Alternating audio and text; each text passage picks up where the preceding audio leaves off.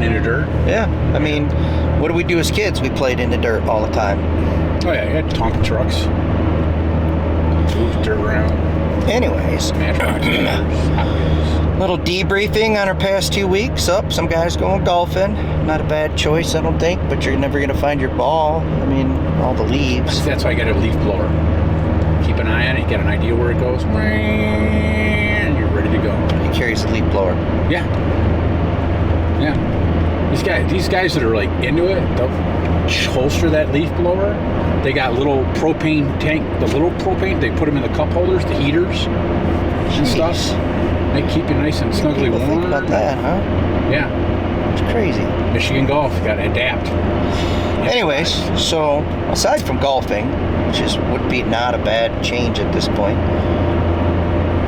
I thought about it. I could just stay another day and go out and get an 18 holes. You know what I thought about? Thought about when I was young, full of energy.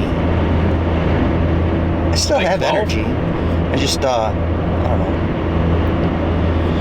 You know me, I get sour as an old man. I'm trying to not be that way. But anyways, let's not go down that road. We're going out. I had some technical difficulties with the cell cam.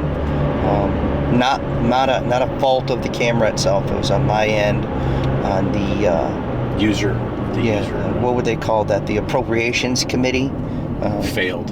Failed. Yes. Failing. Yeah, that's the bad part. We didn't really talk too much about it. And I know one of our buddies, Mike, he was asking, about how do we like our cameras, and we're gonna do a whole. I think we didn't get to it this time, but we'll get to it next time. A whole frequently asked questions. And just on a short note, the bad thing about the cell cameras is there is no way around the monthly fee, and you're going to have to pay it one way or the other, depending on what you get and what you have. Yeah, unless you're going old school with the SD card. Yeah. Which the new one's got SD cards in it too, but. So you're with the Tacticam, and that's through who? Verizon?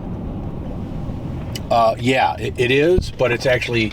I don't think the carrier makes a difference because I get billed through Tacticam, not through Verizon. So how much is yours a month? I'd have to look. So I know I just since I had to maybe 25 or something. I had to re-up mine, and I want to think that I was probably somewhere around $20, and that was for unlimited. For what? Now for one. For one. Now I'm paying $20 for two, but I don't have the unlimited. But I get like 2,000 pictures a month. Okay, I want to think I'm paying like $25 a month, but it's unlimited. And let me tell you what, there ain't no way that I'm going to get 2,000 pictures of deer on my camera. Anyways, so I'm going out to put my camera back up, move it to a new spot. Actually, I'm going to move it to the old spot. It was luckier. I was seeing more deer there.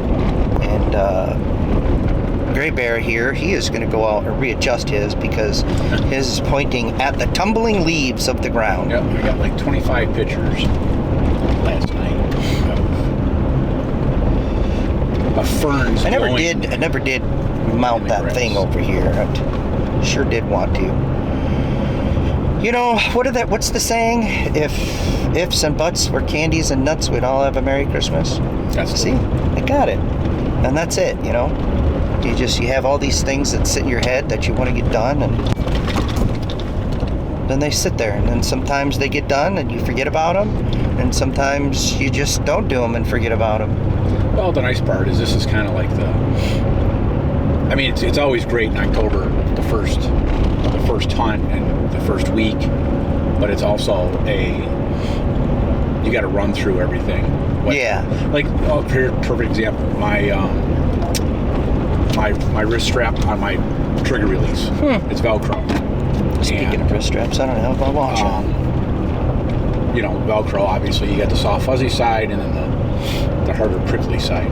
So it doesn't go all the way around my wrist. I ain't got no skinny wrist. Halfway around. But then half of the Velcro is exposed, and it's the prickly side. The prickly I put on side. my bow hunting jacket, other than just like the light jacket, but the little warmer jacket, you can hear it against the cuff. Whenever I turn my wrist, I can hear it scratching. Which, does your hear it? Probably not. Does it drive me over the edge? Absolutely. And I just can't have that. I cannot abide. And I'm like, what do I got? What do I got? Well, the same stuff I used. It's kind of like, I don't know what they call it in the hospitals. It's that self-adhering. Like, Yeah. Cling. Okay, that's probably a good name for it. Think he's going to give you the space? You think he even knows you're here? But that's going to happen right now. Oh, here we go. Hang on. And, we're going to get put in the ditch. Oh, he's in the soft sand. And so I put that on my grip on my bow. Put that on the grip on the bow so that the bow's not so cold, and to make the grip a little nicer. And I'm like, that's the stuff. I'm like, am I going to duct tape it? What am I going to do to get that to quiet down? I have a roll of it. No, I guess so do I. I keep it in my bow case, and it's like, I'm like, yeah, that'll work. That'll stick to it. And it works perfectly. So no more. It makes me happy. But you don't think about it. I wouldn't have thought about that carried through from last season. You know, but you get out there now and you're like, oh, I got to do this, I got to do that, I got to do this little thing, I got to do that little thing. Yeah, so I guess what? It's not really pre-game, it's not really pre-season, but it is, it's just getting out there. And that was the first working period. out the bugs. First period. Got October, November, December. Oh my gosh, so I don't even know what I'm going to do. I am very frustrated with a lot of things that are just not falling into place with this year. One is they have Thanksgiving on the 28th. I typically stay downstate until Thanksgiving, go up the day after, which would be, what do they call, Freaky Friday or whatever that day is. And I come up north and I go hunting. I don't need to do any shopping. But now it's Thanksgiving's on the 28th. So that's like if I come up, is it the 28th or the 27th? No, it's the 28th. Because then if I come up, it would be the 29th and the 30th. Anyways, you start running all these numbers in your head, trying to figure out how you're going to get up here and hunt. You know, even as a semi-retired type person, I still got to work. I still got to make money. I'm still poor as hell. So don't think that we're rich. Don't think that, we're rich retirees, jackpot pension, not us. Yeah. Anyways, come on, Social Security. Yeah, that's Please Social still be Security, 59 and a half. That's my next big hurdle, 59 and a half. And when I hit that, I'll probably be able to dig myself out of the hole that I'm in and take it from there. But that's completely a different matter. So anyways, yeah, so dates are, and then they jackholed the muzzleloader season, where it's not muzzleloader season, it's just second gun season. I don't know what you freaks are trying to do with the DNR, but isn't it the 5 days after the firearm season? There's just 5 days of bow. Yeah. 6 days of bow? No, 5. You're right. 5 days of bow, and then it's actually 4 weeks of gun.